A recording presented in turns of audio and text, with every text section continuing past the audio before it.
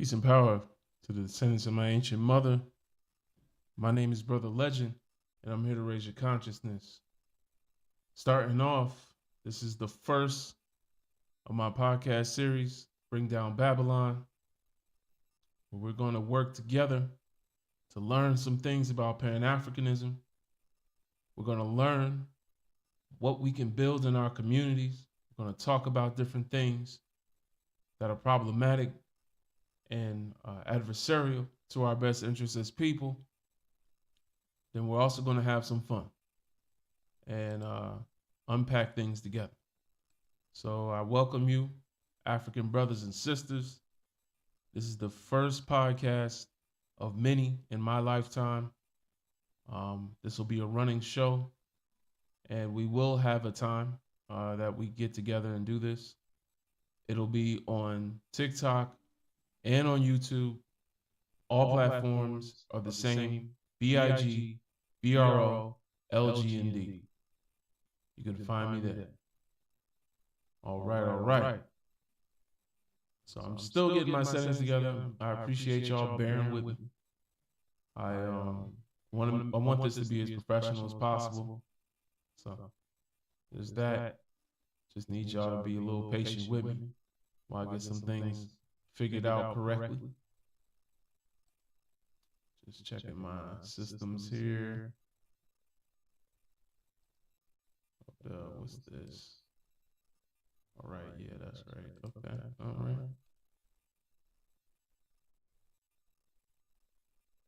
All right. Yo.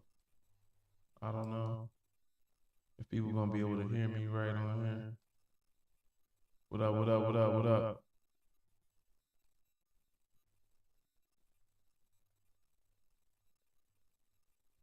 I hope people can hear me right on here.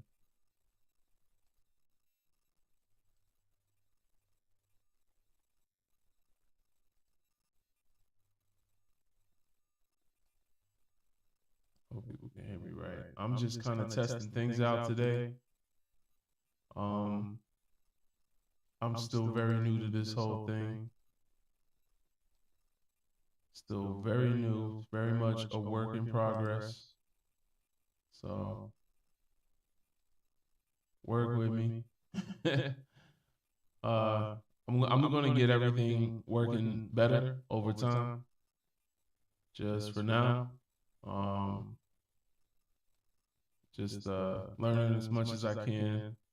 I've never done something like this before, so y'all are catching it at the very beginning, the beginning stages. This is the first podcast of many, like I said. We're gonna have some guests come up here from TikTok Live. I hope y'all can hear them. We're gonna see. We're gonna find out.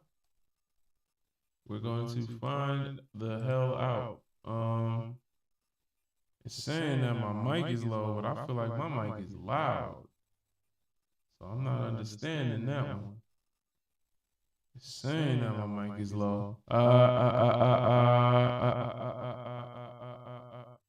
it's saying my mic is low, but I'm like, low where? Low how? I don't know. I don't know what's going on.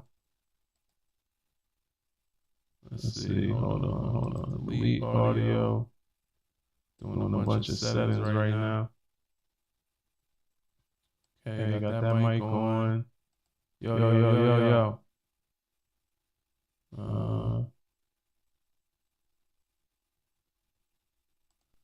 Yeah, man. I don't know what's happening. We want this off. Yeah. All right.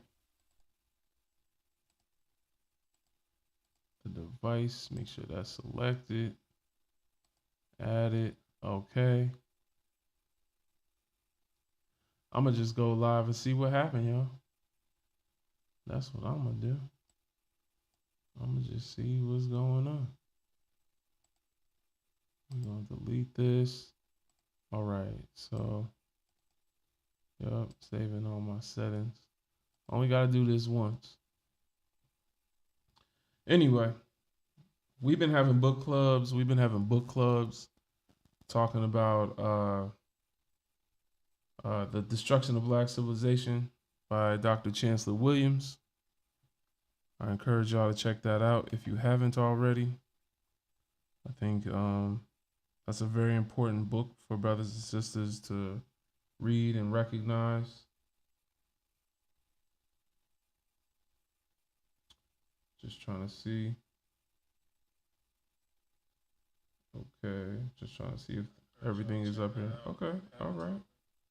Hey family, hey family, what's up, SA? Does SA stand for South Africa? I hope so. That'd be fly. But if not, that's cool. That's cool too. All right, all right. So I'm gonna check this out on TikTok. Let me know on YouTube if y'all can hear the guests on if y'all can hear the guests that are gonna be on TikTok. Cause TikTok, I have more of a following. YouTube, we just getting started. So on TikTok, um, you know, TikTok also has crazier people, to be honest. It's kind of it's a love hate relationship I have with TikTok because sometimes I want to talk to somebody and learn from a brother or sister, and TikTok is honestly a bunch of fake Pan Africans on there. So being honest with you, being honest with you, as someone that practice what he preaches and learns every day, the hypocrites on TikTok just be like, man, you don't go somewhere with that. You know what I'm saying? Now we could be students of Pan Africanism and learn. That's all great, and I encourage everybody to learn as much as they can about their people. But you know, taking a few sound bites you got from another TikTok video and coming on my live is very annoying because sometimes I've seen the video that they're using as a reference, and I'm just like, bruh, like we need to read, people. We need to read books. Open a book. Open a book, please. Um, the scholars have written too many books for us to sit here and use TikTok as a source. You know what I'm saying? At least that's how I feel. All right, so I'm starting a live. Here we go. Let's see what happens. Let's see what happens. It says set your corner. I don't know what that means. Auto screenshot. What are we doing? Why isn't it allow me to go live? Oh, I have to choose one, chat and interview. All right, here we go. Conscious corner of TikTok. Oh, what up, Shakira? Oh, okay. Peace, Shakira. I should have known you was gonna be here. Big up my sister, man. All right, we on TikTok now. Peace and power to the descendants of my ancient mother. My name is Brother Legend. I'm here to raise your consciousness. Oh, couldn't go live. There may be a problem with your network. Check it and try again. Darn. Is there a problem with my network? I'm on YouTube. What's the problem with my network? YouTube ain't having that problem. What's happening? What's happening? I don't know. I don't know. Am I on TikTok? No, it says go live. What's happening? I don't even know if I'm on TikTok or not because it's telling me I am and telling me I ain't. Okay. Yeah. Okay. I'm not. Not sure what happened. I'm gonna just try it again. They said I had a network issue.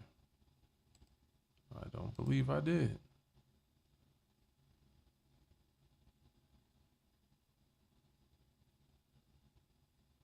We're gonna try it again.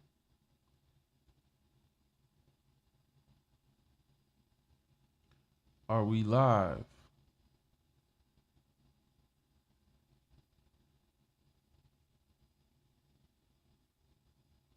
Are we live?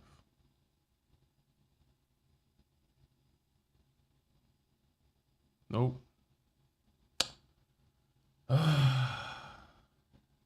Damn. What's happening? There may be a problem with your network. What could be happening to my network? Should I restart it? I don't know what's going on, y'all. Peace, Bubba. What's going on? Chocolate Bunny. I don't know about that name. I don't know about that name. You could, I don't know. Unless your name is Bunny. You calling yourself a chocolate white woman? What's that mean? What is chocolate bunny? What does chocolate bunny mean? The Pan African congregation would like to know what chocolate bunny means. We like chocolate. I don't like referring to black people as a food in the first place, but that's me personally. Y'all do what you want to do. I don't know. I'm trying to get this to go on TikTok Live, y'all, and this is the first kind of I'm testing things out. But okay. I'm testing things out. It's not going so well. They're saying that I'm having a connection issue, a network issue, and that can't be true. That just because how am I on YouTube? Unless YouTube at the same time is causing the issue. That's the only thing I can think of. That's the only thing that might kind of make sense. There may be a problem with your network.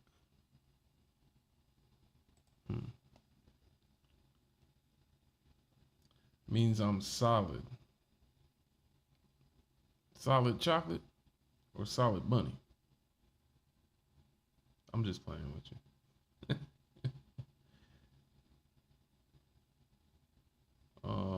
Okay. I don't know what's going on with this. I mean, I might have to do the TikTok from my phone. I didn't want to do like two different things, to be honest with you. Might have to do it from my phone. I'm trying to think how that would go, how that works. I would need a phone to USB-C. I would need to have it go from my phone to a USB-C. But I don't know if audio would go into my phone from this microphone. I would hope so. But I don't know. That's a shame. Let me try restarting it. Maybe that'll do something. Just here testing, y'all. Bear with me. We're having technical difficulties. I was thinking that though, because I'm like, if I'm gonna try it out, then I need to try it out. Look, I got sound effects now. I'm gonna be using that one a lot. I'm gonna be like, when some of these coons come up here. I'm on TikTok now. I can say I'm on YouTube now. I can say coons. I think I can say coons. Oh, it logs me out entirely of TikTok. So maybe that's the issue. I'm entirely logged out. Hold up. We're gonna try one more time. This is what I've been doing. Like ever since I got home from work, I'm just over here trying shit over and over until I get it right. I never did none of this before, so you know what I'm saying.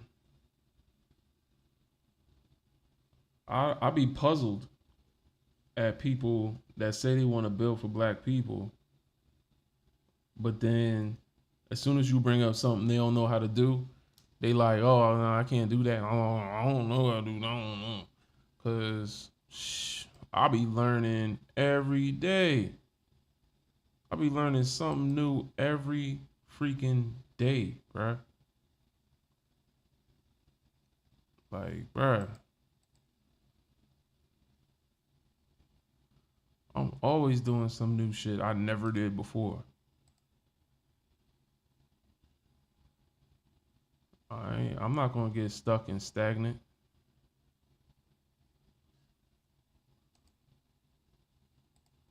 All right, now TikTok is playing games. Now it's saying that my password ain't my password. And I know this is my password. I done logged in about 4 or 5 times. Oh, all right. Stop playing with me, man. I'm doing shapes to verify my identity now. To tell it I'm a human. And it's saying it's the wrong password. What the hell? Man, y'all gotta stop playing with me, man. I know this is my password. I just logged in like 4 or 5 times yesterday. All right, so I'm going through a whole thing over here, y'all.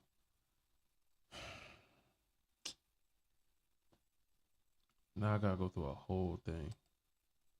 This is crazy.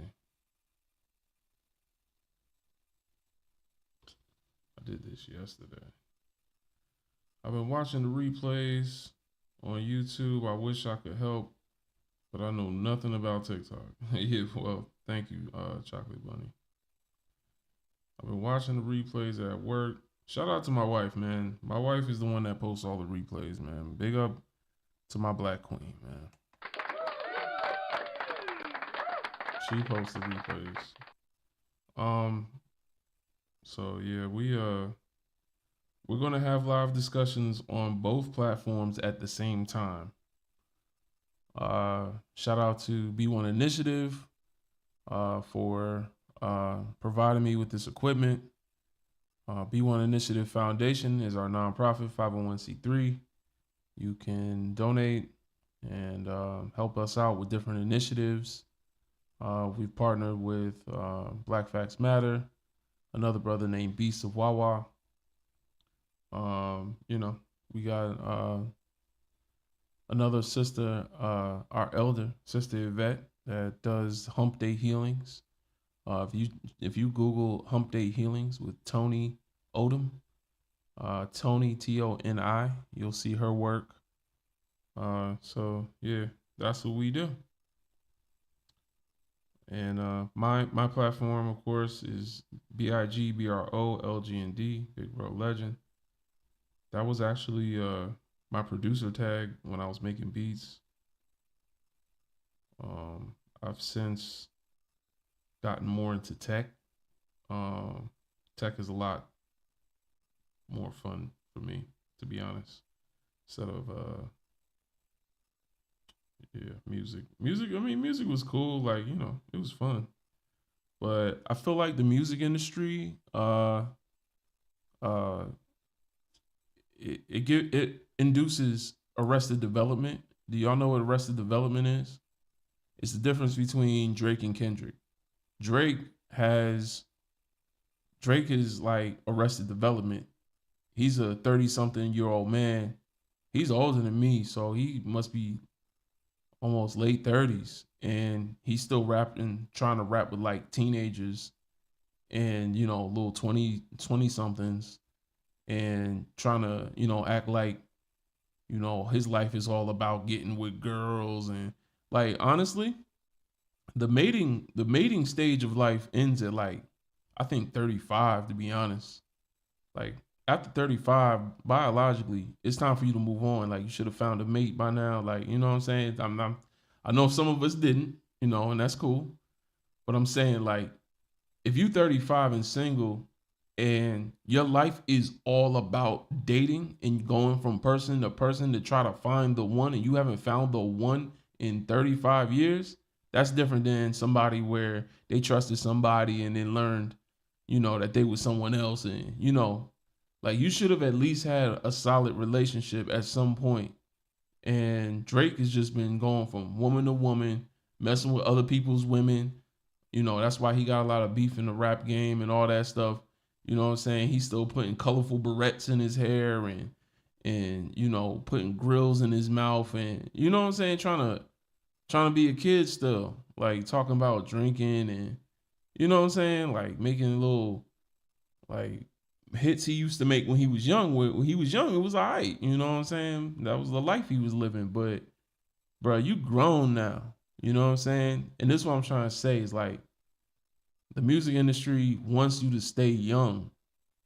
White supremacy itself, kind of incentivizes you to stay young. That's what the Botox industry and certain things, like it's all about just staying young and sexy, because white folks, they don't look good when they old. And African culture, we wanted to be older because the older you got, the more you could tell them kids to shut up. You know what I'm saying? Like we respect our elders in our culture. So, when grandma said something, you wasn't gonna argue back with grandma. Like the family will check you. Like, bruh, like even if she wrong, she right. Like, hush. You know what I'm saying? So, like, you free to live your life. I mean, grandma can't tell you what to do, but in this moment, you don't argue with grandma, bro. And I just think at the end of the day, hip the music industry incentivizing you staying young, it leads a lot of people to follow that incentive and try to remain young as long as possible. Lil Wayne looked crazy to me. He got tattoos all on his face, like he really thought he was gonna be young forever. And now he looked like a fourth grade school desk. You know what I'm saying? Like he got, these dreads falling out his head. I'm sorry, locks falling out his head. I'm sorry, but Lil Wayne's locks are dreadful. I'm being honest. They falling out his head, bruh. Like I don't know, them things holding on for dear life. I don't know what kind of self love he doing, and his hair looking like that. You know what I'm saying? That's not even how it's naturally supposed. Like even if he wanted to have it looking like that, wrap it up, oil it up. You know what I'm saying? Keep it like love yourself, bruh. Like why are you got all this money and your hair? It's like strands, uneven hair. Like I don't know. It don't even have to be even though. Like I know some brothers, some sisters that got free form locks, and it still look good. Like why are you sagging your pants and your locks, bro? Like this don't make no sense. But anyway, staying young is a thing for the music industry. A lot of men at a certain age, like a light clicks on in our head, especially black men, where we start to, put aside our youth and want to pursue our actual interests, our spiritual interests, things that we're more passionate about. And that's what happened to me. It was like, you know, this is getting old, man. I'm going to the studio smoking weed every day, loud music thumping in my ears. Everybody think they got a hit. Nobody got money to pay for it. You know what I'm saying? Like, I was off it. Like, you know what I'm saying? It was up. I started to become a party pooper, to be honest. I started to get mean. I was kind of like, man, I don't even want to be here. Your music is like it's good on my beat, but my beat will make anything sound good, to be honest. I mean, that's how I always felt. Well, not always, but after you've been in the game for years, you kind of know, like, you know your worth in music. Like, I'm actually gonna put some of my beats on this YouTube account. Maybe it helped grow it a little bit more. No, I didn't get a bachelor's degree. The career that I'm getting into for tech really doesn't require one. Said I got 10 years. I'll try to make it work. What do you mean? What do you mean 10 years? Oh, you talking about the relationship? Okay, I'm sorry. I'm looking at the. It don't show me the chat. I'm surprised about that. Yeah. So yeah. I mean that's the thing. Yeah. Some of these rappers like when you meet them in person, you a weird ass old man. Like some of these dudes look weird like in person. You know what I'm saying? You never seen a man like this in your life, like in real life, like just walking around, just oh okay, yeah, you know that guy, he looks kind of like Birdman. Like you don't see that. Like what the hell, bro? You got a big ass red star on your head, man. Like I don't know, you got teardrops all on your face and all that. Like that ain't no unk I know. I don't know no unks look like that, man. Like you know what I'm saying? So, and I know other brothers that were once in the music industry. At a certain point, it's like I don't know, like you start to like grow up, and that's the thing. That's the choice you have to make. That's the choice I had to make. Was am I gonna grow up or am I going to still try to be cool and young and chase after this lifestyle that rappers rap about?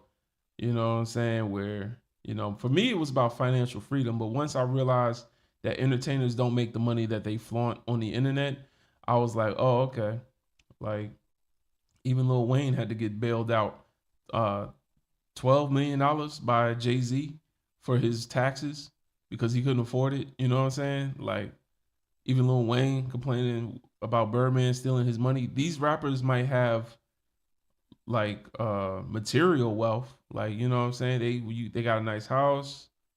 I don't know if they own it, but some of them might. They might have some cars. If the cars are newer, they probably don't own it. But they can afford the payments maybe. They might have some nice jewelry. Some nice things, but wealth wise, the only rappers I think that really got wealth is like Jay Z, Dr. Dre. That's might be it. You know what I'm saying? Nearly Fuller Jr. says there's only three ways to make capital: stealing, producing, or creating an idea, and what's the other way? I forgot. Oh, getting it from someone else. Getting it from someone else. That's the other way. Using someone else's capital, like asking. So asking, stealing, and creating an idea that produces wealth or capital rather. So I would say that's not most rappers. Most rappers are the cash that they're fronting, that they're putting in front of your face and telling you, look, I got money. They got that from someone else. They didn't make that off their music. I guarantee you that. Like they didn't make that off their music, bro. And then you meet rappers from the '90s, and they was flexing they cash too back then. And you meet them today, and they broke. They just regular ass people now. And then it's like, okay, so this kind of makes sense. Like the music industry is not what people think it is. Yeah, they don't own their masters. Yeah, they don't own their masters. So realizing all that, I realized that the wealth that I kept telling myself I was chasing in the music industry, even though it was such an immature industry, I realized that wealth doesn't exist there. So I was like, you're just telling yourself this. And then I had to ask myself why I'm telling myself this. And then I found the reason. And it was much deeper and more personal to me. Um, and then, yeah, I mean, it gets very deep and psychological at that point. A lot of healing I had to do. And the thing about healing, man, I'll be honest, and this what Hump Day Healing is about too, intergenerational trauma. That's what that's what I was faced with. Um, thing about healing is it's it's like for me personally, once you heal, like start healing because it never stops. But once you start and you become aware of your bullshit, and it's like I kind of sometimes me. I don't know about y'all, but I sometimes have to stop myself from beating myself up because I'm like, damn, bro, you ain't no better. As much self reflection as you do, and I just be like, damn, I ain't no better. But you know, it is what it is. It's kind of like not out of fear, but like excitement. Like I love where my life is headed so much that I'm tight. I didn't start heading this route earlier in life because I was blinded by my own bullshit. You know what I'm saying? Like even when I'm excited, I'm still mad at myself, and then I have to be like, all right, nah. You know what I'm saying? What is that helping anything? How is this constructive? Is this gonna beating yourself up, tearing yourself down? These negative voices, intrusion, I forgot the word, but intrusionary thoughts. I forgot the word, but like thoughts that just pop up in your mind. Like, is that helping? Who is that helping? You know what I'm saying? Is that helping you right now? Is it motivating you? You could feel motivated without tearing yourself down. So if that's the case, why are you doing this? So that was my lesson, and it is every day, bro. Cause I'm the type of man that holds himself responsible for the situations that he's in. I'm not the type of man to blame outside things. As much as we talk about white people and our predicament as black people, I don't want to give off the illusion that we are not still self-responsible for the situations that we end up in. You know what I'm saying? Like, now responsibility doesn't mean fault. And there's a book that talks about this. It's not written by a Pan African. It's written by a white man. I don't know if it's a great book for everybody, but it was eye opening for me. It was like what's the name of it? The Subtle Art of Not Giving a Fuck. That's the name of the book. The Subtle Art of Not Giving a Fuck by Mark Ronson, I believe. He's a honky, but um, he wrote the book and he talks about the difference between fault and responsibility. And I'm gonna be honest, that's stuck with me. Intrusive, yes, that's the word. But yeah, that stuck with me. The subtle art of not giving a fuck. Fault means something outside of your control or an incident happened. Boom, something happened. Responsibility starts after the moment that ends, the moment that incident, that event happens. Now it's up to you what you're gonna do, and you can't say that how you reacted is because of that event. You know what I'm saying? That event happened. So how you react is entirely on you. So holding yourself personally responsible for everything makes you a real solid mug. I can't say that word, but it makes you a real solid dude. You know what I'm saying? As a man, it makes you very solid. People begin to trust you. And I would say that's my, little epiphany, I guess, realization that made me who I am today.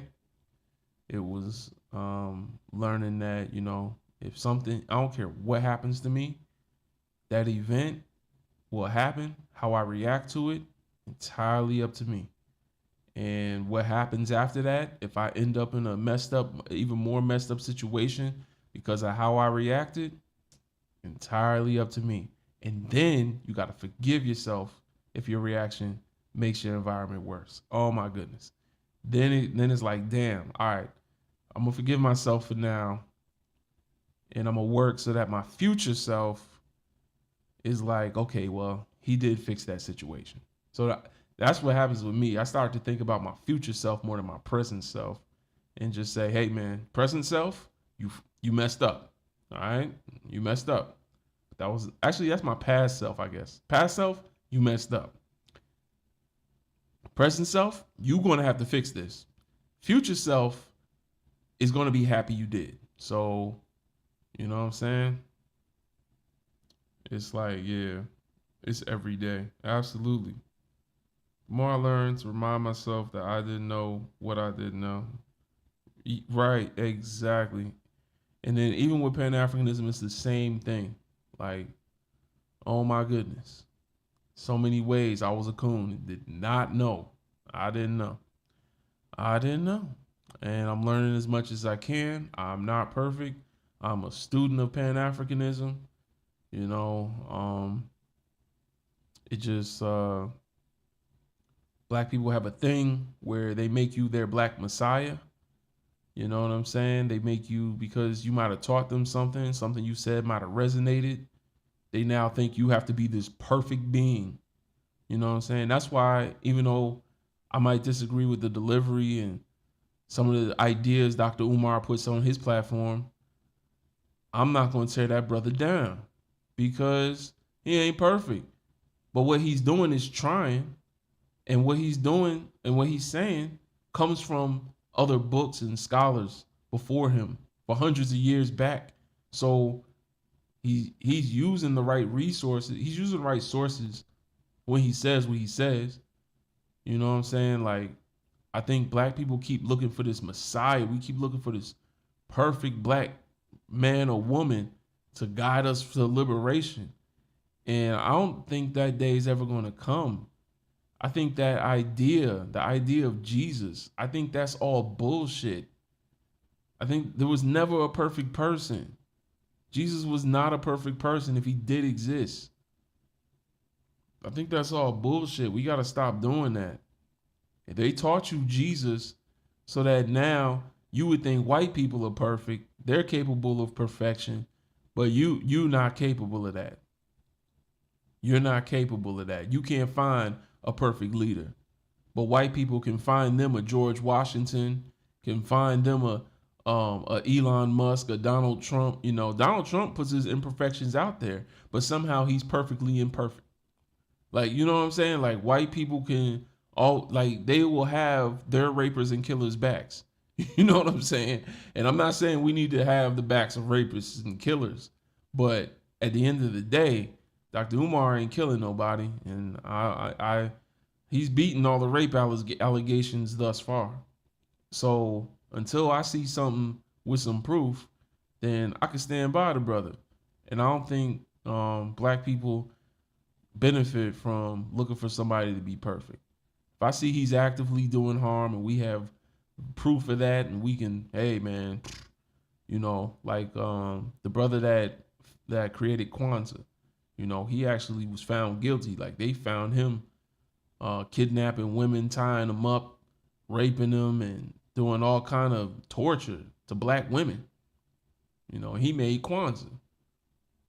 You know, so you know, you can't follow that one up. Nah, bro, get up out of here. Nah, you know what I'm saying. Now, what he built, we can still use. That's the way I feel. There's people that feel otherwise.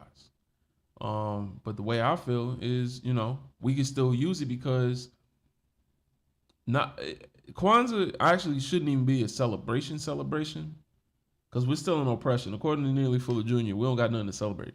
But he don't even think we should celebrate our birthday. I don't celebrate my birthday. I had my birthday this year. No one knew when. Ain't nobody know. I don't tell y'all. I don't care. Like, every day is a new day. I don't like the white man told you the same day happens over and over. That wasn't on our calendars, but we can get into that another time. But yeah, you know, seasons come and go. You know what I'm saying? The earth has a cycle, but every day is a new day. You know, this is what's today? September 13th. This is the 13th of September. There was the 13th of September last year. You know what I'm saying? Like, every day is a new day, man. I don't do that. Like, we're just going in circles around and around and around. Nah, we're going in a spiral around the sun. So anyway, um, yeah, I think my TikTok is not going to work with us today. I don't think he's going to work with us. We gonna see. A lot of black men don't like to celebrate their birthday, to believe it or not. Believe it or not. And a lot of them do because of their girlfriend or their mother or their sister. Some woman in their family said, "No, it's your birthday." You know, women, I'm gonna be honest, I don't talk much about sisters because on TikTok, people like to misconstrue my words, but since there's only 5 people and 4 people in here, women have a tendency to vanity that they don't acknowledge.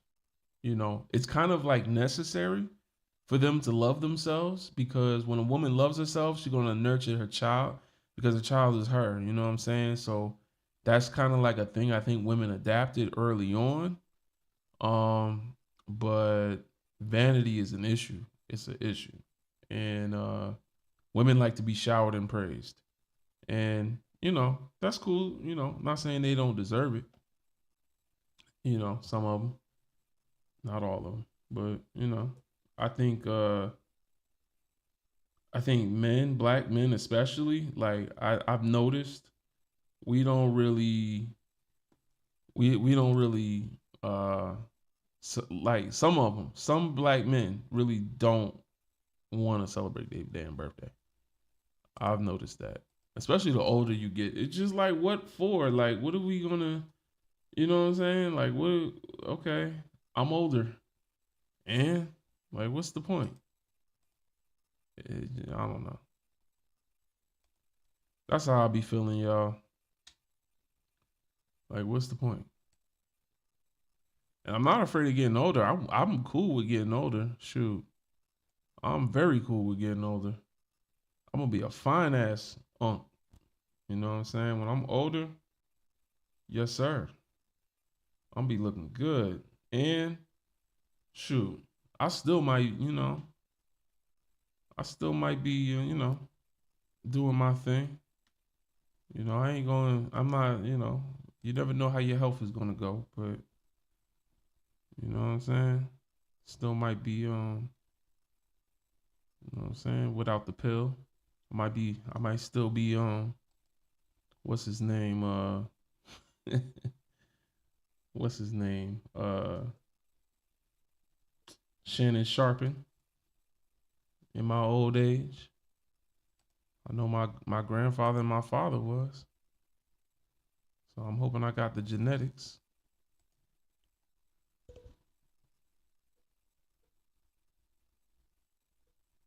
So,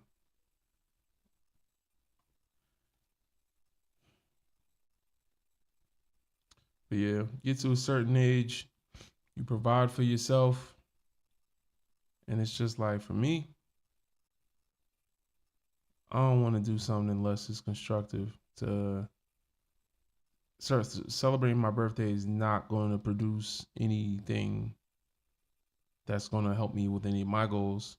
Celebrating my birthday is not going to liberate black people. It's not going to uh, suppress the effects of systemic racism and disenfranchisement in my home. It's actually going to do the opposite. I'm going to go spend a bunch of money. It's not going to help my health. Why am I doing this? Like that's what it becomes for me. Like what purpose does it serve? But that's me as a very practical person, very practical thinker,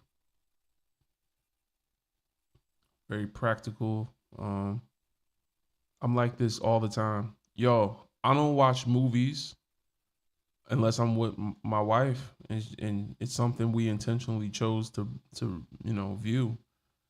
But I don't watch movies. I don't watch football. I don't watch basketball. I don't watch any sports. I don't watch any TV shows.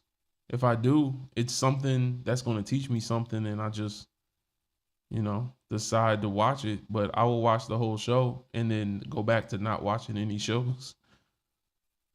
Um, I don't like shopping.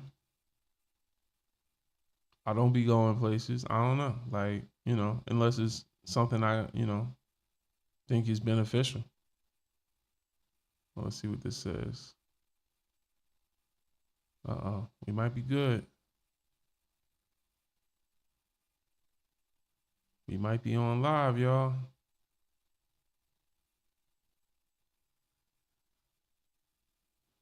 We might be live. We live on YouTube and TikTok at the same time.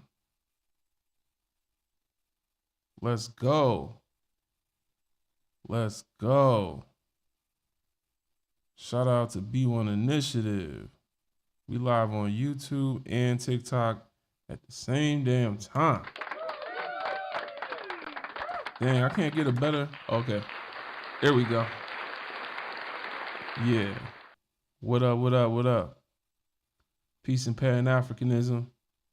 My name is Brother Legend. As always, I'm here to raise your consciousness. Interesting. It's a whole different experience with a microphone. So a completely different experience. What's going on? Let me know if the words above my head are flipped around. I'm not staying up here long now. I done gave my whole sermon already. No, I already gave it. It looks okay. Thank you, brown face. Thank you, brown face. We love brown faces. Somebody came up here named Chocolate Bunny. And I was like, oh, snap. We got all type of bunnies.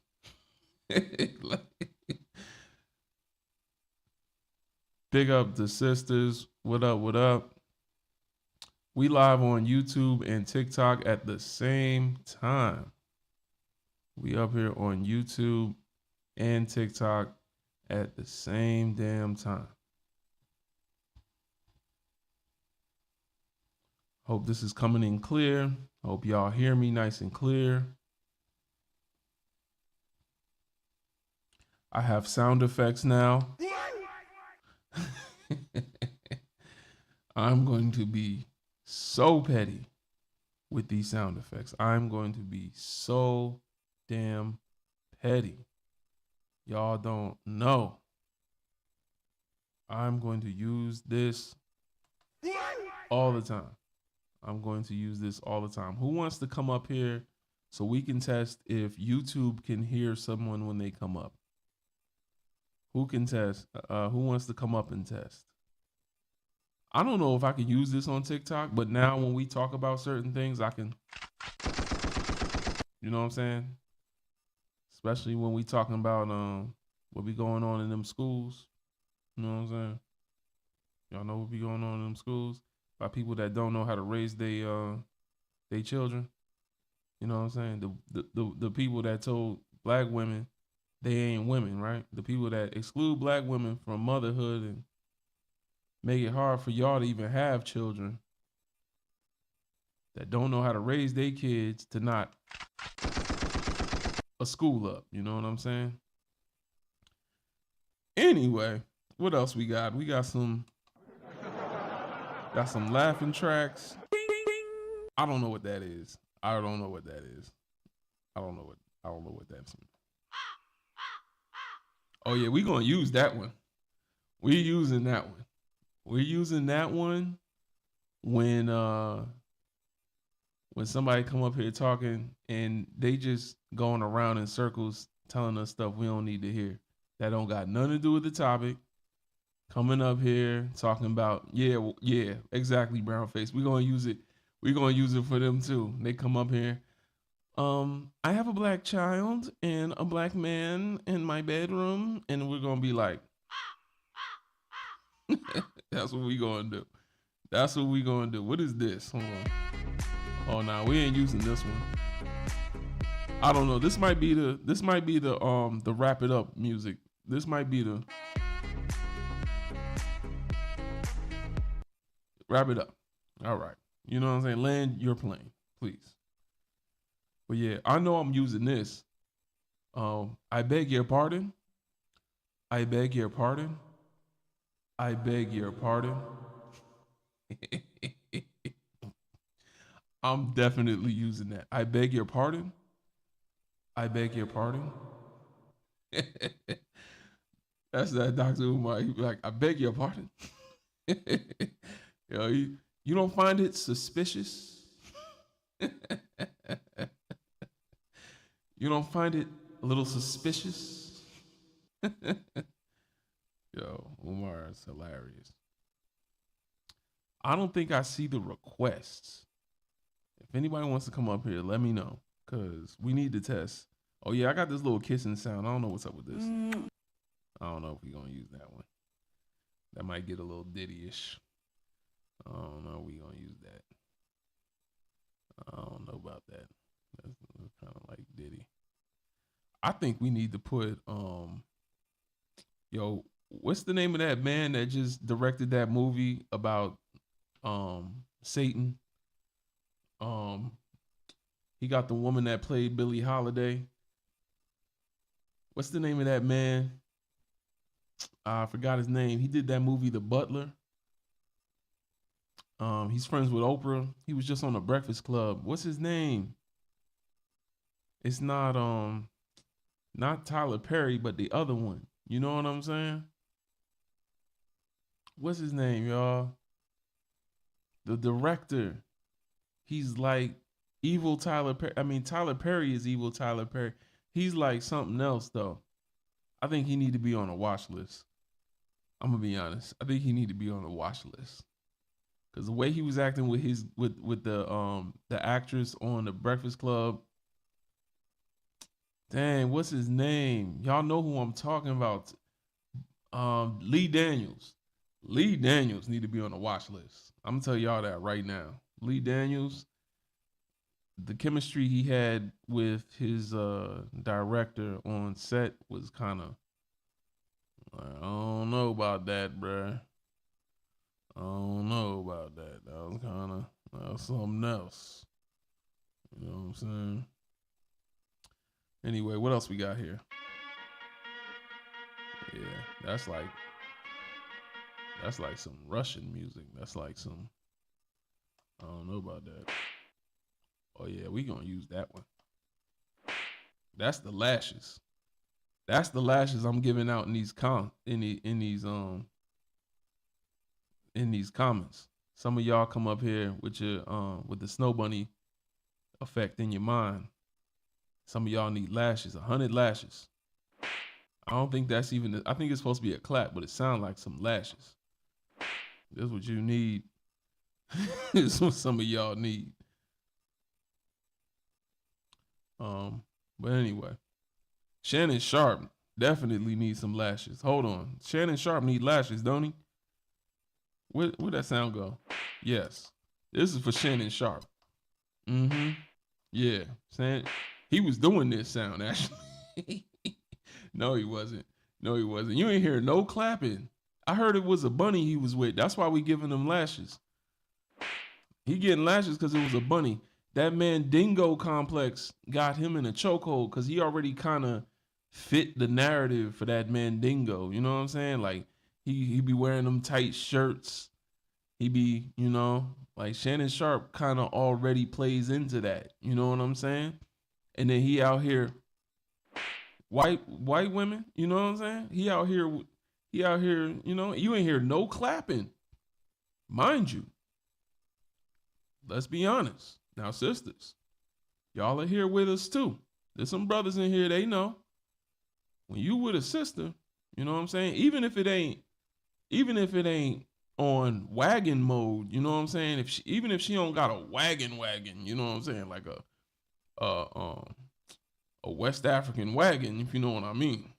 She might not have that, but the way that it's shaped, you know what I'm saying? Sisters, you gonna hear some, you know what I'm saying? Now he over there with them bunnies. I don't know what position they was in or what was going on.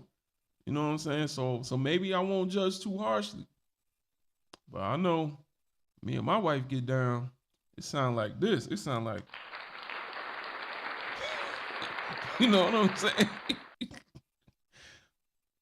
My wife sound like a thunderstorm. I don't know. And she's small. That's what I'm saying. It don't gotta be a whole. It don't gotta be a caboose. You know what I'm saying? It's just, come on now. We like season on our chicken, brother. You know what I'm saying? We like season in the bedroom too. I heard he was with a bunny. You know what I'm saying? So that's something else. I don't know about that, Shannon Sharp. You going into that Mandingo stuff a little too hard. Either I heard Umar said maybe maybe he maybe he got snow bunny, meaning she put the phone on.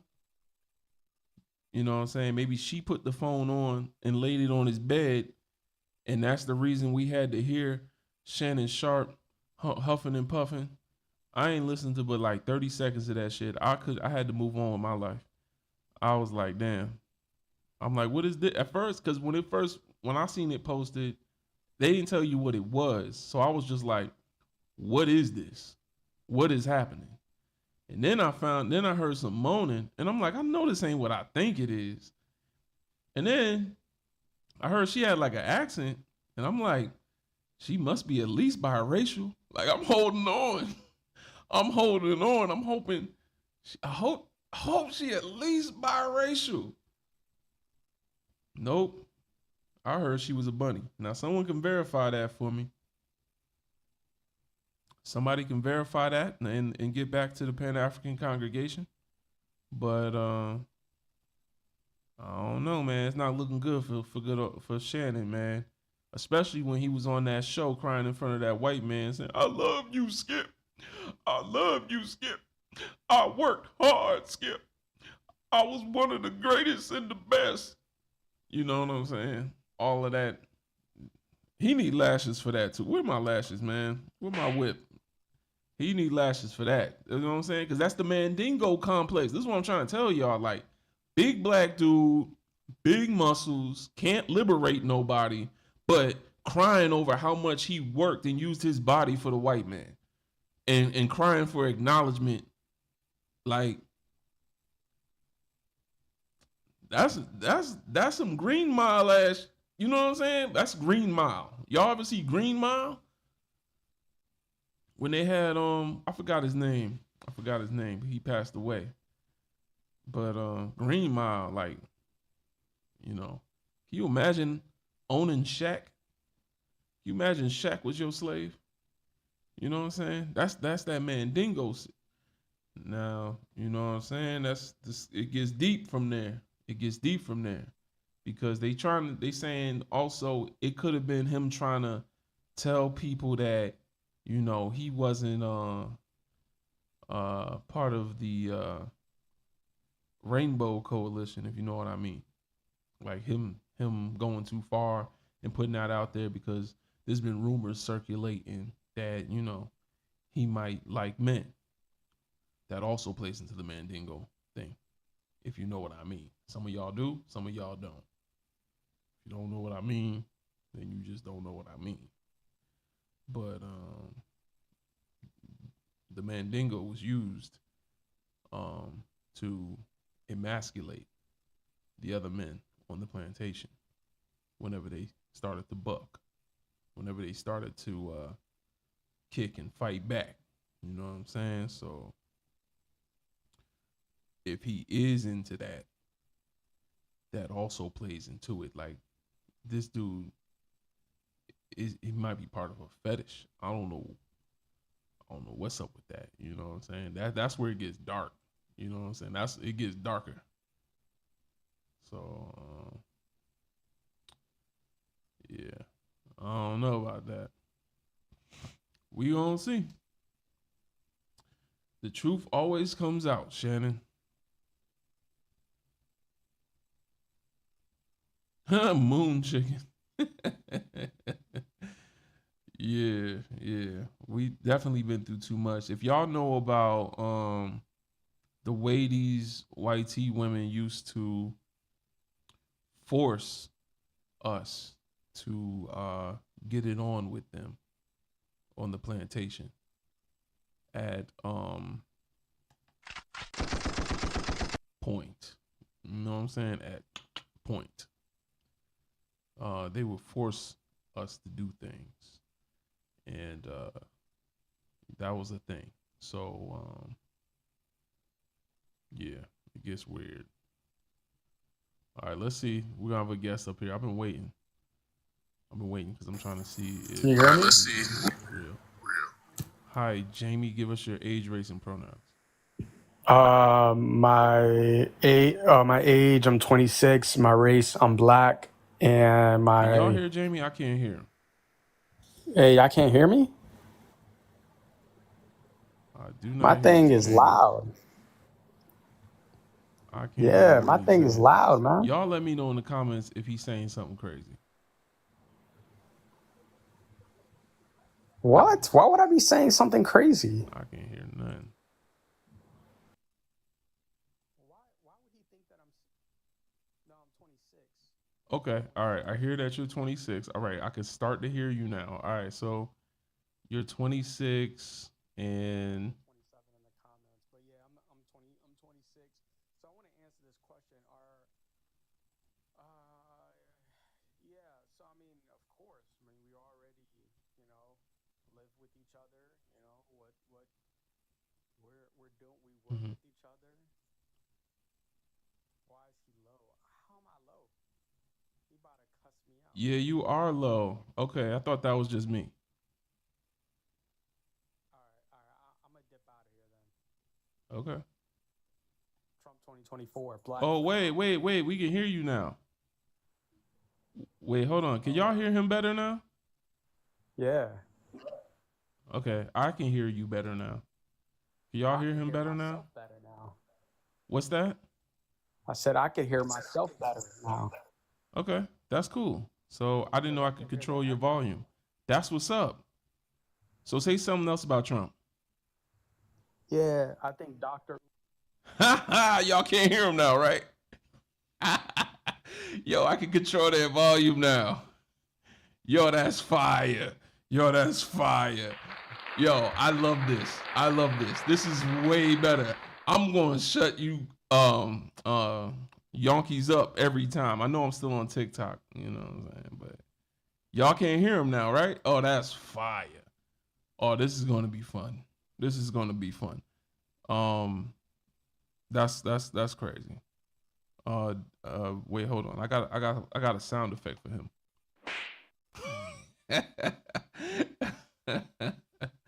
All right, Jamie, you served your purpose. We just wanted to see if the sound worked.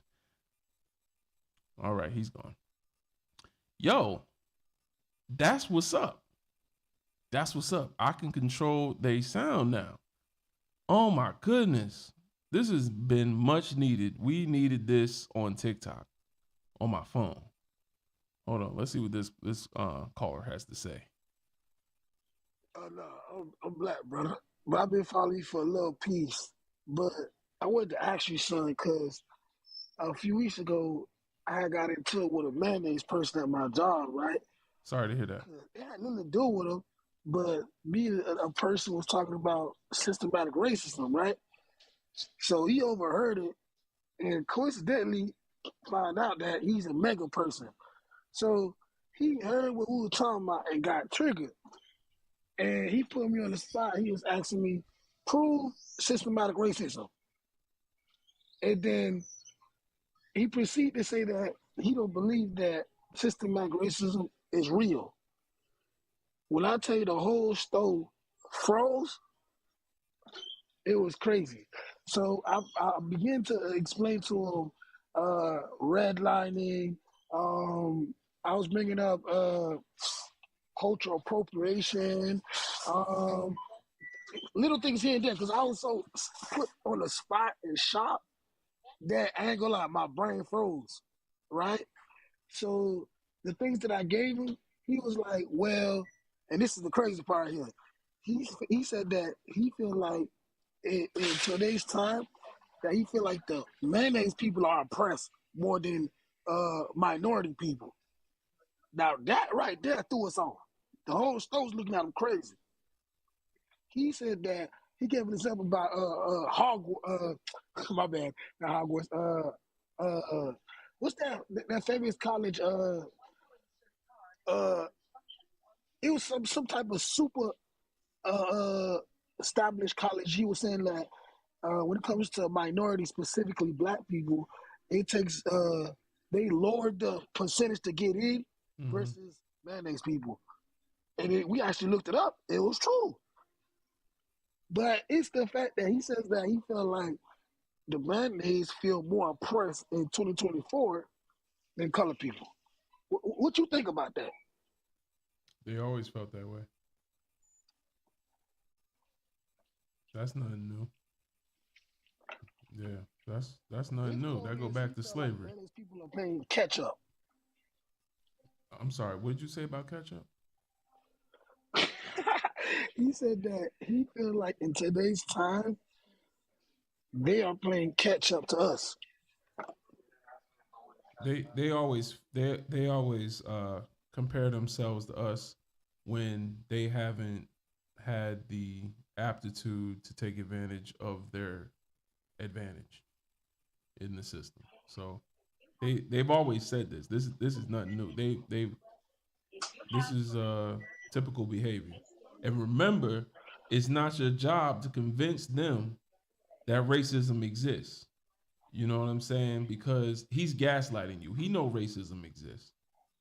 You know, let Kamala Harris get into the office.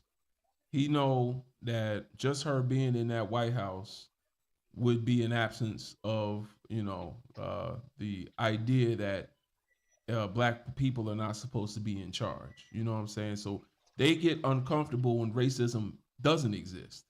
Like they get uncomfortable when racism is not happening. Racism is such the norm that when it's not happening, they get offended. When a black woman plays the Little Mermaid, they get upset about that. When a black person plays any type of role or any type of position where they don't want to see us, then they get upset because they're like, wait, hold on, we control this. So we're the ones that's supposed to be in that position. So what I'm saying is they know racism exists, bro. He's gaslighting you.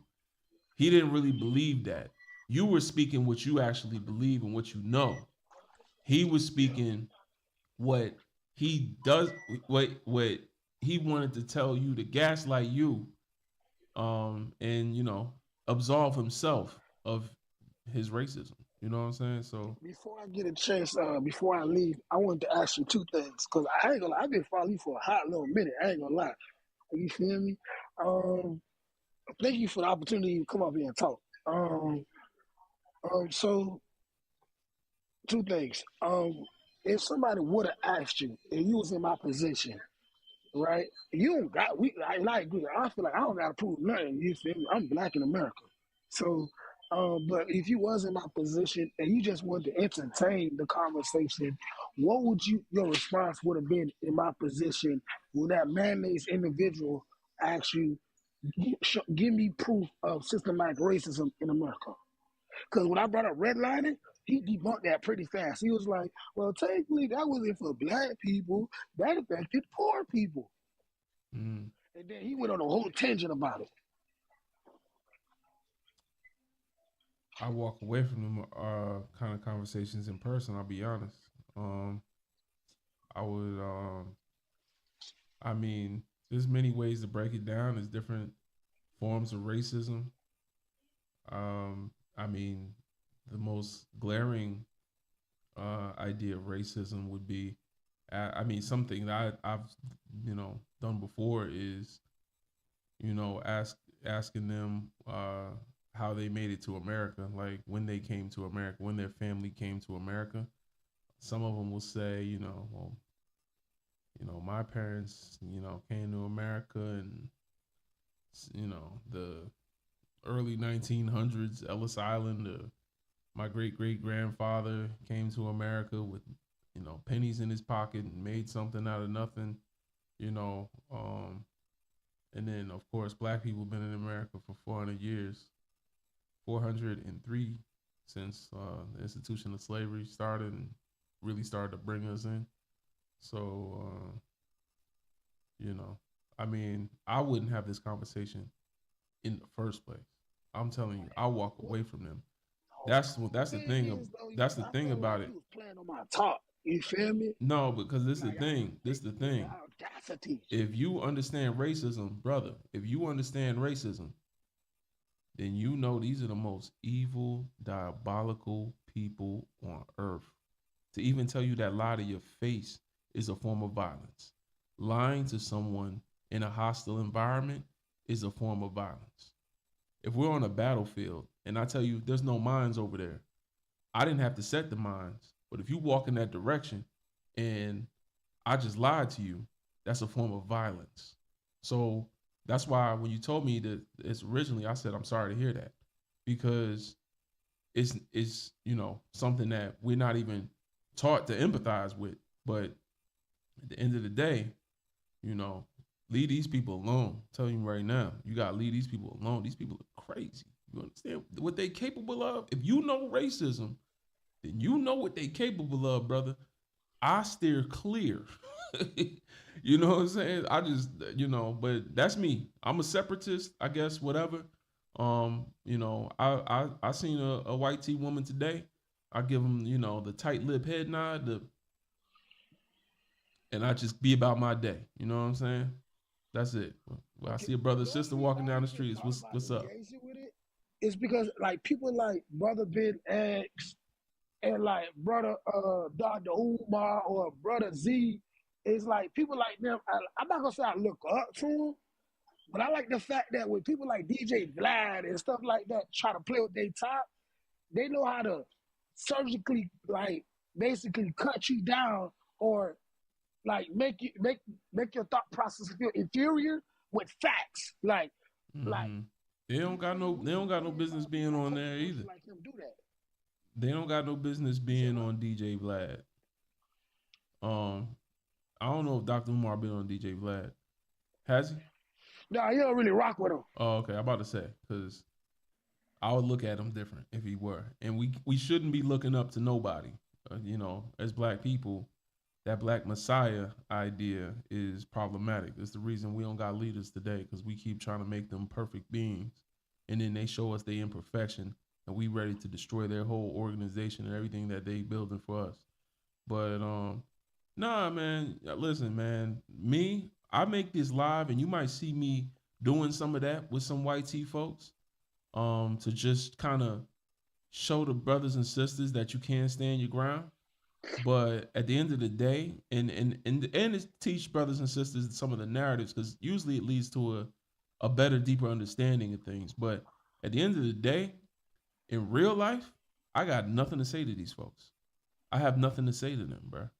I'm telling you, I make this content for us. Sometimes they just involve, but that's about it. So one more thing. So I had read into a sister. She more spiritual, whatever, and she gave me a take that at first it was kind of wild to me, but when I thought about it, it made a little sense to me, right? So what do you think about? There's people out there that feel like slavery, when it came to bringing groups of African people from the motherlands to the states, never happened. They say that they think that there was black people already here, and basically the mayonnaise people tricked us to believe that they brought us from Africa, but we really made it to America, and there was no such thing as them bringing our people over here. That's what I think about that, bro. That's you just told me. So how do you think she would respond to the white man that said racism don't exist? To be honest, I don't know. Because think about it now. But think about it, Big Woe. Think about it, Big Woe. The white man said racism don't exist. Why he say that? To absolve himself of racism. And then the sister that you talking about said that slavery didn't exist. So that's the root cause of racism. So it sounds like they might be lovers, man. You know what I'm saying? Like it sounds like slaves. What? She said her thing is, she asked me because it was a Palestinian dude. It was a whole thing, but she said that, hey, Mr. Woe. I ain't gonna get my real name, but she was like, "Do you remember anybody in your family that ever been a slave?" I was like, "I know history of, because I'm Haitian, of my people being enslaved and brought to Haiti." She was like, "Do you know anybody in your immediate family that ever been a slave?" I said, You Um, a slave, bro. what? You a slave. Well, I'm a slave. We are not free from oppression. We're still in a context of oppression. You are not a capitalist. You're a victim of capitalism. You do what you have to do to survive, don't you? Yes. All right. So as long as you're doing what you have to do to survive, tell me how that makes you any different than a slave on a plantation doing what they have to do to survive. See, I brought this point up before, but she said that everybody got to do what they got to do to survive. No, no, no. No, no, no. See, that's the thing. White folks have nets in place where they have safety nets that black folks don't have access to. So they're able to survive and thrive. You see what I'm saying? They're able to not have to worry about when they walk out the house, their vehicle is not insured. They might get pulled over and go to jail somewhere in Alabama. You know, that's the worst. That's the worst place to go to jail. You know what I'm saying? So they have, means to protect themselves, and they're also presumed innocent in a lot of, cases on the ground. You know what I'm saying? Even if it's not in the court of law, when a police officer shows up, you guilty on sight. You gonna have to prove you innocent. But at the end of the day, the ability to thrive, whether a white person is thriving or not, the ability to thrive is a privilege. Black folks don't have that ability. Black folks do what they have to do out of survival because we didn't create this system.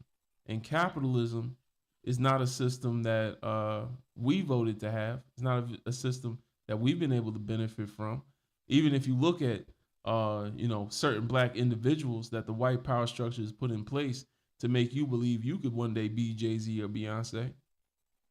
That's still their wealth is still being used against you to confuse you. But at the end of the day, man, that's just to sound lost. And you know what I'm saying? It's all right. Some of us is lost. A lot of the black people don't want to acknowledge racism and slavery because that for them reminds them that they've been put into an inferior position in the context of racism, white supremacy. Now, when we with ourselves, we could tell ourselves whatever. We could tell ourselves we are great. We could tell ourselves we come from greatness. We know this to be true, actually. There's historical context to all of this, and that is all swell and dandy. But in society, we have been subjugated. In society, there are still slaves, and most of them are black men, which is similar to actually slavery, where most of them was black men. 66% of slaves brought here from Africa were black men. And then today, black men have the highest incarceration rate. There are, I think in Alabama, 33% of the population is black, and 66% of the population in prison is black. So it's doubled. You see what I'm saying? So we represent double the prison population that we do the actual population in society, which means we're over policed and we're thrown into prison. You know what else they do in Alabama? They make you go work at McDonald's for free. They don't even pay you. They'll make you go work at McDonald's. They'll make you go pick cotton. If you in Texas, they actually do pick cotton.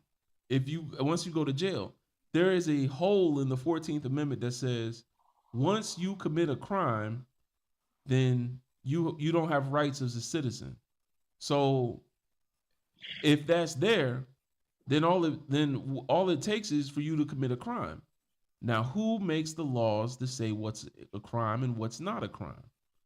Is it the same people that once owned slaves? So it's like we are still subjugated, even following laws that weren't meant to protect us is just us surviving because those laws weren't meant to protect us. Like, for example, the war on D-Rugs. The war on D-Rugs wasn't something that was meant to protect us.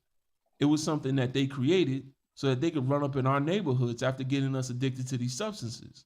But now you see the opioid crisis, they're addicted to the substances. And there's all these health clinics and help and GoFundMe's and, RIPs. And, they've legalized D-Rugs in the whitest areas of the country in Washington, They got Seattle and you know all the Northwest region. They coming up with all these experimental things. Where in Seattle, all drugs are legal. I don't know if you know that. All of them in a majority white part of the country, in a majority white city, all of everything is legal. But in black places like you know, Alabama, Mississippi, Louisiana, you could get pulled over with some green and spend a good time in jail working for free. You know, so slavery is still happening, is what I'm trying to say. I It wish didn't end. people like yourself can bump into. I don't be knowing these folks names like that. I ain't gonna lie, I just see clips of them. But this other dude, you feel me? He be doing now. He doing videos of like going against TikTokers or whatever. He a famous dude. He be going viral all the time. He be having the most craziest takes. I be wondering like why y'all run down on them? Like people like Dr. Umar, Brother Ben X, or something like that. These dudes that be like they be pulling up statistics and they'll make it seem like all the stuff that you saying it may have some life to it, but they'll put it in a way to make it seem like, oh, he just over exaggerating it. He just trying to paint a narrative of the white man being a evil villain and stuff like that. Cause I was watching this video, this dude, he was talking about he was at a college, right? He was like he was asking the college students, no matter what race you were, he was asking them, why you think something about black crime and stuff like that. He was like, well, black people make up a certain percentage and look at the local areas where the crimes be happening at and how he was breaking it down. He made all the students at the college look crazy as hell. They were just stuck. Like Again, you it can goes show me back the to numbers and everything. who makes the laws to say what is a crime. Like that's that we can't get caught up on crime. Like even when we talk about black crime, did black people make those laws to help the black community? Or did white people make those laws to hurt the black community? That's the first thing we gotta think about. Anything given to us by our oppressor is meant to help us either self-destruct or destroy us entirely, you know, directly. So when we say black people committing crimes, I say what nothing is illegal on stolen land. Like who's making these crimes? Where's the moral compass of America where, you know, at one point, you know, what Snoop Dogg does was illegal everywhere. And it was a big crime to have it. Now it's legal in the whitest areas of the country and illegal in the blackest areas of the country. Do we think that is by happenstance? Like, and that's just a small example. You know, there's other ways where they make it illegal for you to, you know, do certain other things, you know, to even be in the predicament that they put you in, if you know what I mean. I'm talking about, you know, for brothers, child support. You know what I'm saying? That's another form of slavery. That's another form of second class citizenship. They can take your money from your job.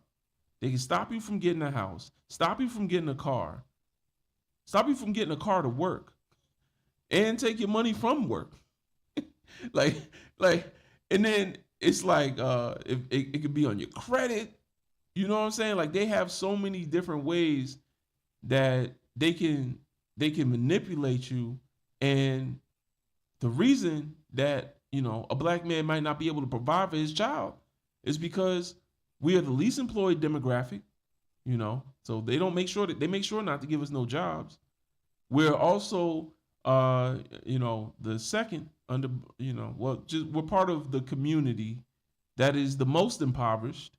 You know, generational wealth has not been passed down to us.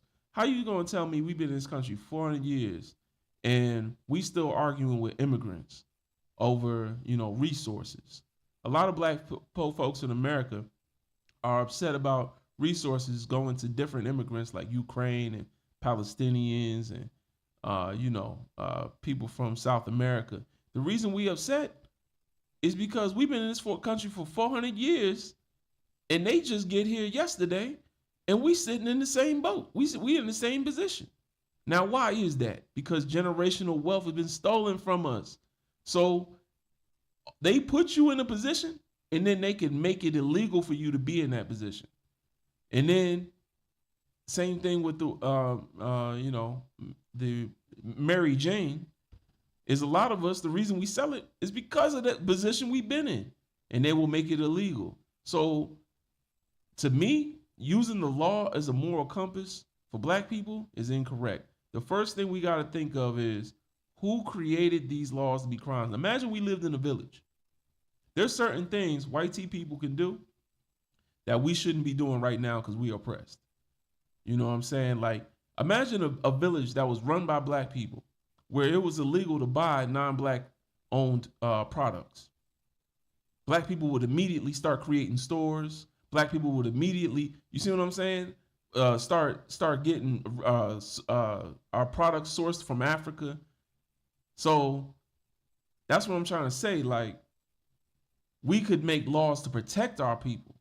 You know, imagine it was illegal to disrespect a black woman. You know what I'm saying? Or put your hand on her, and we're going to have ski mask club outside your house. So you see what I'm saying? Like, these will be laws to help our community. White folks are in a completely different situation, and they making laws for everybody, even the people they've subjugated.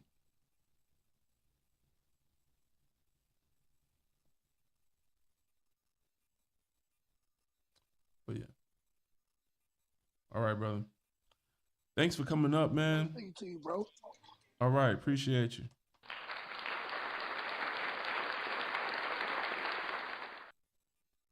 Y'all, I love this. How many people y'all see in here right now? Because I can't tell how many people's in here. Appreciate the gifts. The gifts don't be popping up like that, man. Shout out to Gabriella.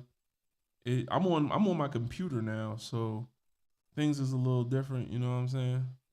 47. Yeah, they playing with me. I'm not sure what's up with that, because on my phone we would have been past 100 people already. So I don't know what's up with that. Maybe if I keep going live, it'll change. Maybe if I keep going live, it'll change. We'll see. But I'm gonna keep going live from the podcast for now. This is also on YouTube, by the way. So we're on both at the same time. Actually, let me check my YouTube. I don't even know if it's still up, but we're on both at the same time right now. Yeah, we still up here. Actually, I'm not sure. It's showing me from like 30 minutes ago. I'm in the past on YouTube. How do I catch up? Oh, okay, never mind. Could y'all hear? YouTube, is anybody there? Could y'all let me know if you can hear? Chocolate Bunny, can y'all hear? Can somebody go to YouTube and let me know if y'all can hear? Thank y'all for letting me know how many people's in here. I appreciate that. I'm trying to see if YouTube could have heard the guest. Oh no, I hear him now. I'm glad he's gone. Okay. Yeah, they could hear him. Okay, Shakira, could you hear the guest that was up here? Okay. All right. So damn, I set it up right. That's what's up. That's what's up. We got sound effects. I can turn down the guests to shut them up. Oh, we got people trying to come up here. I'm sorry. It don't show the request like it normally do. My bad. Damn. I don't know how long y'all been waiting. Peace, Poetic Logic. What's going on, brother? Hey, Ashe, brother. How are you? I'm all right. Just trying to get the hang of this new setup I got. Testing it out. Go ahead, talk to us, brother. So yeah, I mean, I'm in a constant state of construction. So everything that I can do to learn as much, is what I'm trying to do. It's funny. The more you educate yourself, when it comes to understanding racism and white supremacy, it's almost like you've been in the Matrix, right? Been in the Matrix for the longest time. You took that red pill, and your mind is completely open to understanding the world around you. You know, because like now, I'm certainly not looking at white people the same way. Mm-mm. Yeah, you can't once you know. Yeah. Yeah. But what was I gonna say? Yeah, basically, when it comes to can we as black people coexist with white people? Um, Historically, we have never been able to do so, and um, given the fact that we're in a war zone, um, it doesn't look like we're you can't be peacefully coexist with somebody that you're at war with. You know, it just doesn't make sense. Mm-hmm. So our marriages between uh, black and white people ethical? Absolutely not. Given the history that we had or that we have with white people, um, nothing that they actually doing is going to be for our benefit. It's going to be only for their benefit. When we talk about resources, when we talk about generational wealth, there's always a transfer of wealth and power back to the white tea community. So, you know, it doesn't seem to be going back to us in any way to help us better ourselves. Um, as you stated before, white tea people, they will never give you something that will help you liberate yourself. Mm-hmm. You know, and we need to understand as people that we are not free within this system of racism and white supremacy. I had an analogy actually ready when it comes to like understanding freedom and how freedom actually functions within this thing. Like, okay, if you were taken prisoner by somebody, they chained you to a wall, and you know, if you behave, they add a link onto your chain, you know, and you can move about a little bit more further than where you were before. You know, so much to the point of you're even further away from where you were, but are you still chained? Is basically the question you have to ask yourself. So, you know, we as black people, we are still in chains, even if we can't see the chains. Mm-hmm. I say. So yeah, that's all I got to say, brother. That's facts.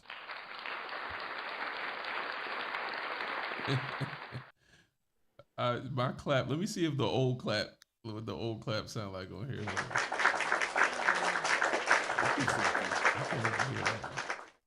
I can't hear that one. Anyway, yeah, no, that's facts. We're in a war zone, and a lot of us don't want to admit that, like, because it makes us, it scares us. You know what I'm saying? Like, it scares us to look.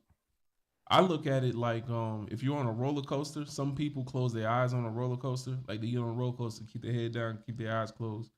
But Pan Africanism, the journey of consciousness, is like opening your eyes and looking around on a roller coaster and knowing what the roller coaster is made of, and like you know like what's going on around you. Orientation. That's what Dr. Francis Cress Welsing calls it. Knowing knowing who you are, when you are, and what time it is. That's orientation. That's something that we as black people have been tricked into thinking is not important. So we don't know who we are. We don't know we don't know what time it is. We don't know. We've been lied so much about our history that we don't know what time it is. You know what I'm saying? We don't know what environment we are, where we are. So our orientation is messed up, and that's part of a psychosis. What's going on? Absolutely. Yeah. Appreciate you again, brother. Pint size G, what up, brother? Hey, my good brother. Peace, peace. Am I echoing too? Is he echoing, y'all? He was echoing. So he was? And it sounds like I'm echoing to me Hold too. Hold on. Is it me making that happen? Try say something now. 1 2 1 2. 1 2 1 2. Check. Hi, my name is Pint Size G. Y'all can't hear him? Y'all can't hear him in there? Down there? Somebody Whatever you let us done know. came up with your new system, man, it's probably live as hell, but it's messing around with what we hear. Oh nah, they said you good now. Okay. All right, go ahead. Now, I told you I can't prepare because you a VIP. You can't get in here all the time, brother. Yeah. So, okay. Now, I try to put in order too. I usually say give us 500 years to ourselves. But I changed it to at least as old as what they say the Bible is. Mm. I need them to leave us the hell alone for like 2,000 or more years.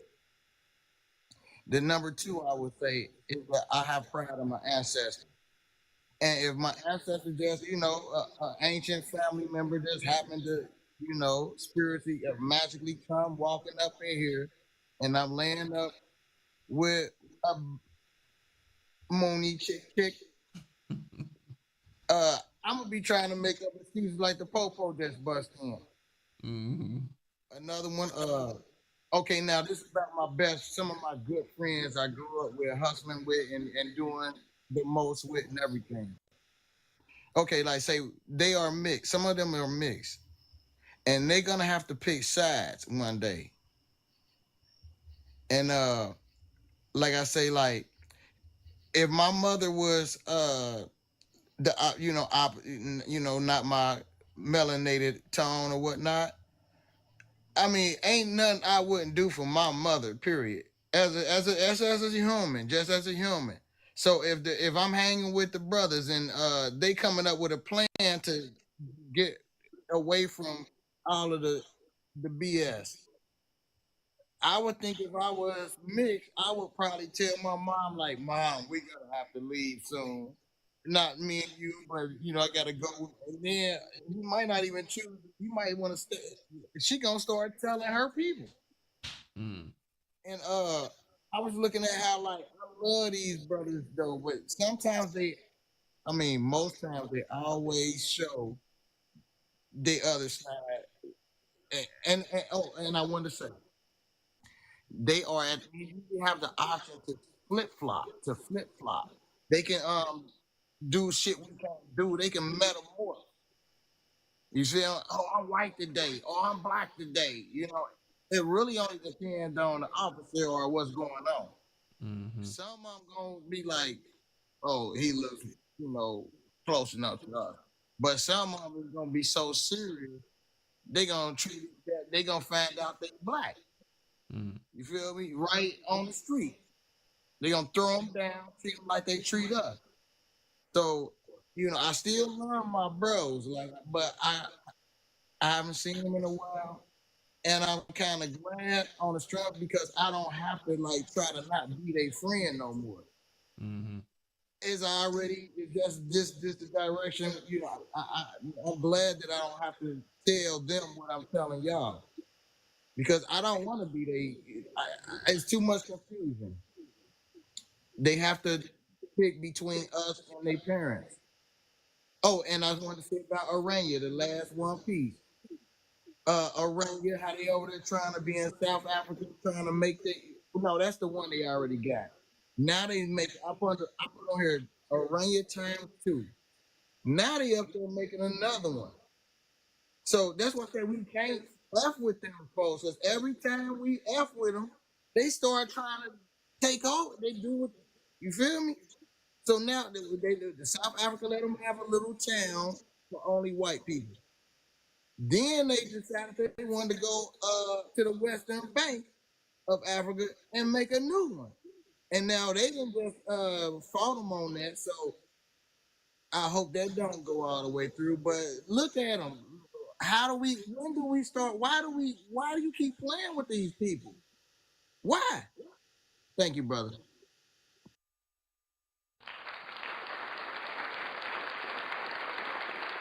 You know why they playing with them?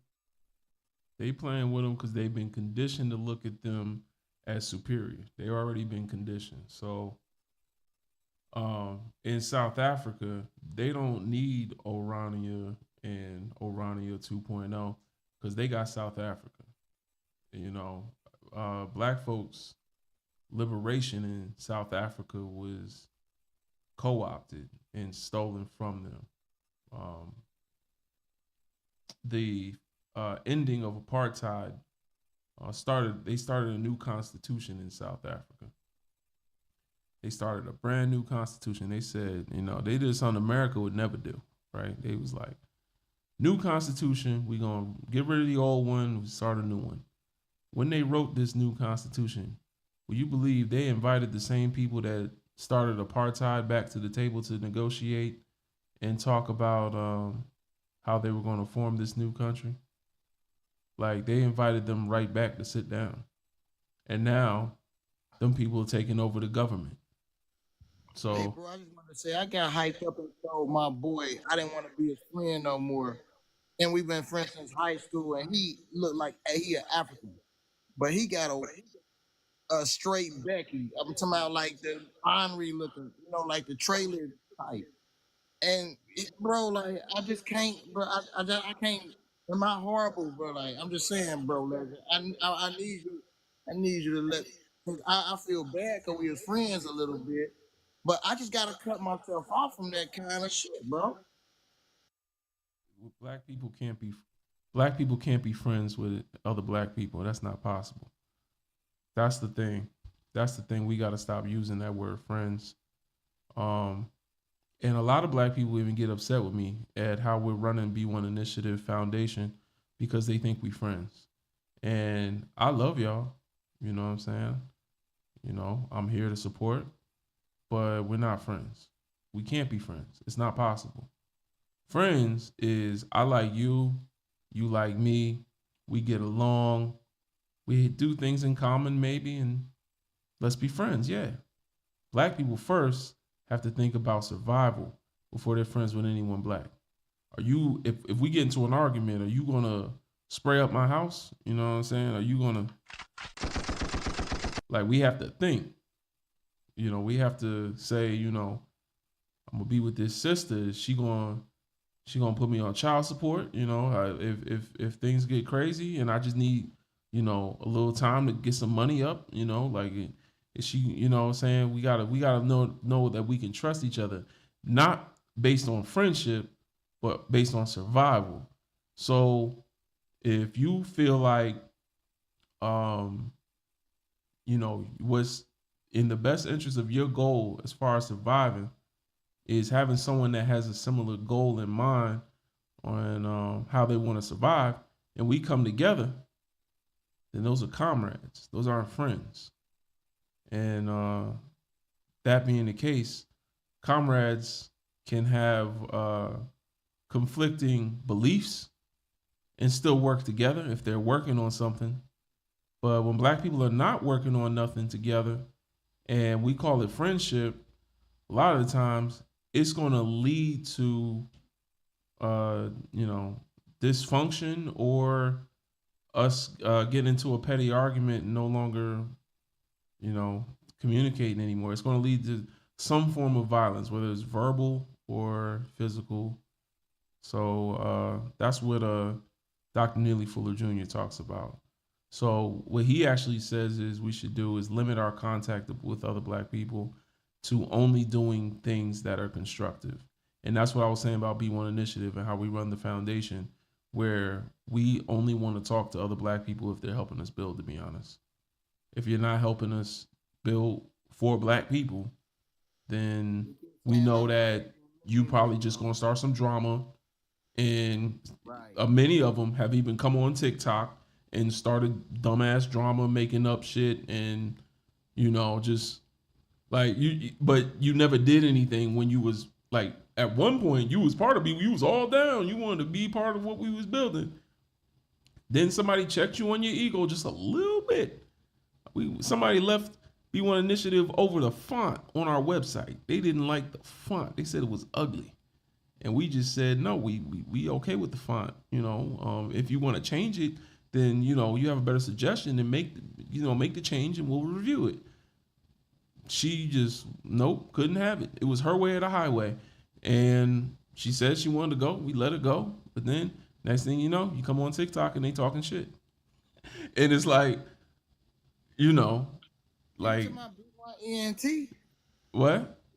You talking about B1ENT? Or I'm in his initiative. I don't know though, but No, I'm talking about B1 Initiative Foundation. That's the link in my website. That's our I'm organization. thinking somebody was, because I ain't never heard nobody disrespect you on TikTok. Period, bro. To me, you got the best record I ever seen, bro. Appreciate that. You know, other than you and what's his name, Squeaks. Oh Earth- yeah. I mean, yeah, I can't Other rock than with y'all Earth niggas Squeaks, got, man. but other than If you into Earth Squeaks, then you gotta understand we are two very opposite people. that's right, bro. You said what? I say damn right. I already know. Yeah. But yeah, I mean, I don't know. I'm not gonna promote people talking nonsense that's not constructive and liberating black people at all.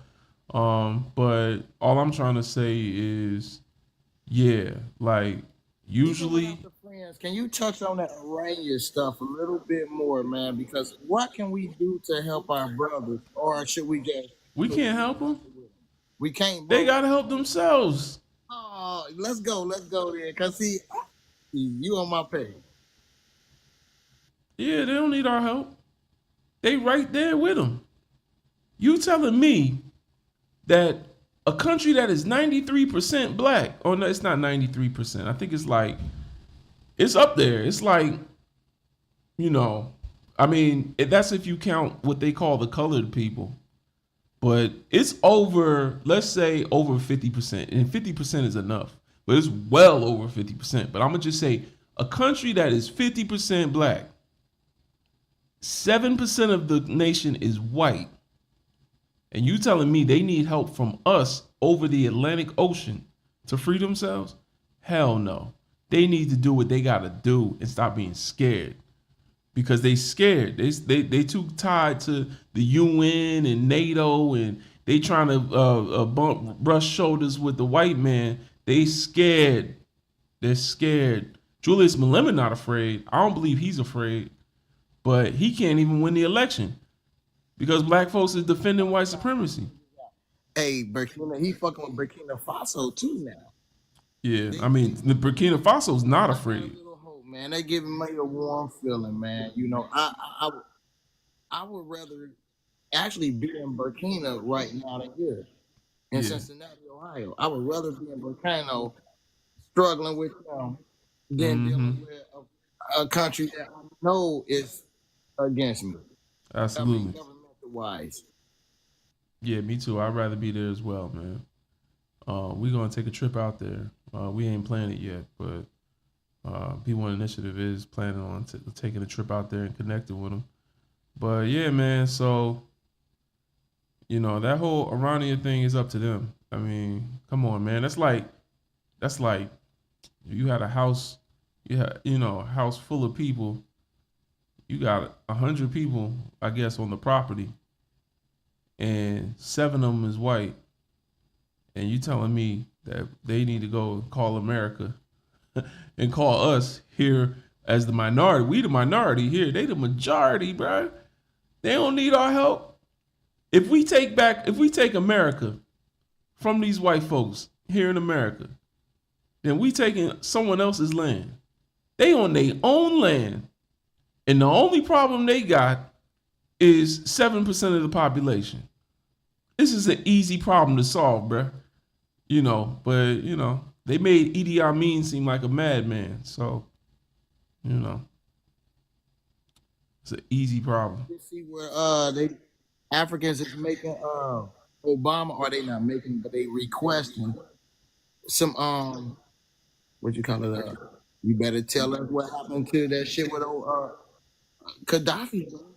They want to know, and I was so happy. Man, my hands started sweating just talking to you about that, because I was happy that they stand and say, "Hey, Obama, what's happening? Why you do that to Gaddafi, bro?" I'm so happy, big bro, legend. Appreciate you too. All right. Yeah, I gotta check that out. Appreciate you coming up, brother.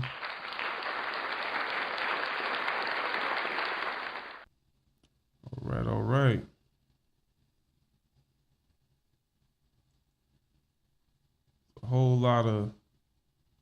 whole lot of noise on the internet, not enough action amongst ourselves.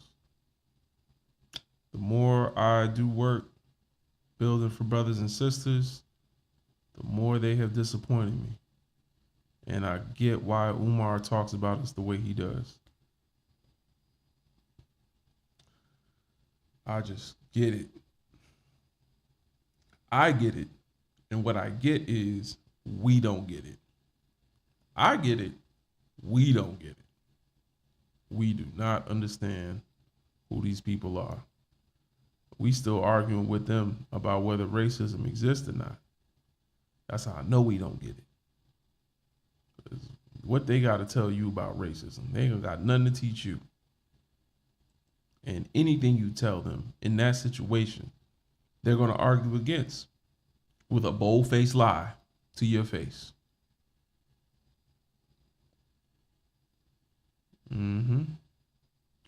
Yeah. Well, I appreciate y'all joining me today.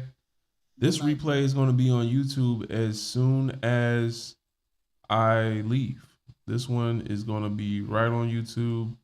We finally got it to a point where the replays will come up right as soon as we're done. So, because I'm on YouTube live right now. I'm on TikTok and YouTube at the same time. We gonna build up the YouTube, y'all. Subscribe. BIGBRO, LGND. Go ahead and subscribe. We're gonna keep doing this. Consciousness raising. You know what I'm saying? Shout out to all the sisters, the brothers, and the others that I know pay attention to my platform. And yeah, I think today was somewhat of a success. I'm excited to use my new tools. Shout out to B1 Initiative. We are going to start using this podcast. It's called Bring Down Babylon. So this is the Bring Down Babylon podcast. And we're just going to focus more on growing this platform. Shout out to Life is Beach. I see you in there, sister. This screen setup is wild, man. But yeah, I'm gonna catch y'all next time. Free Africa, free Haiti, Sudan, Libya, South Africa. Free South Africa from them damn selves. Free their minds. Bring Down Babylon broadcast. Yeah, I do like that. The broadcast. Yeah, instead of podcast. I like that. But yeah, so free Nigeria, free Kenya, free Brazil, free Mississippi and Alabama, free our brothers and sisters in the United States suffering through oppression and conditioned to be comfortable in their own oppression. Free the Congo, free the Congo, free the Congo 3 times. Free the Congo so we can all be free. Free the Congo so every one of us can feel it when freedom comes. When the Congo is free, that's how you know we free. When the Congo is free and we could take a flight to the Congo, sit down with an elder and build resources in Africa that we can bring the profits from to America with our own people, and then use those profits to build Black neighborhoods independently backed by an African currency. Oh yes, free the Congo. Free the Congo. Yeah, we need that. We need that. That's imperative. When you free the Congo, then we take the resources that was stolen from us, and now we have control of it. And we're able to liberate ourselves in the diaspora with the resources from our motherland. And then you also have Haiti. Oh man, can you imagine what could happen in Haiti? The African stronghold of the West. Haiti will be our stronghold. Haiti will be a great Black democratic republic state. You know what I'm saying? Haiti, oh man, that'd be wild. You know what I'm saying? But in the meantime, we just need to keep raising our voices. My name is Brother Legend. I'm here to raise your consciousness, peace and Pan Africanism. I'll catch y'all tomorrow. Black Power.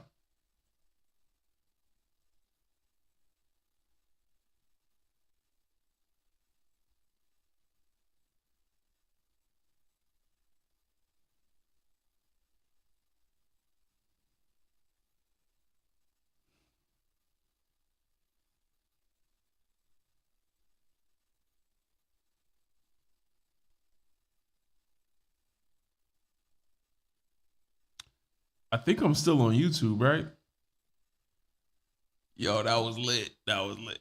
That was lit. I think I'm still on YouTube. I just closed out, but I think I'm on YouTube. That was lit. I like that live.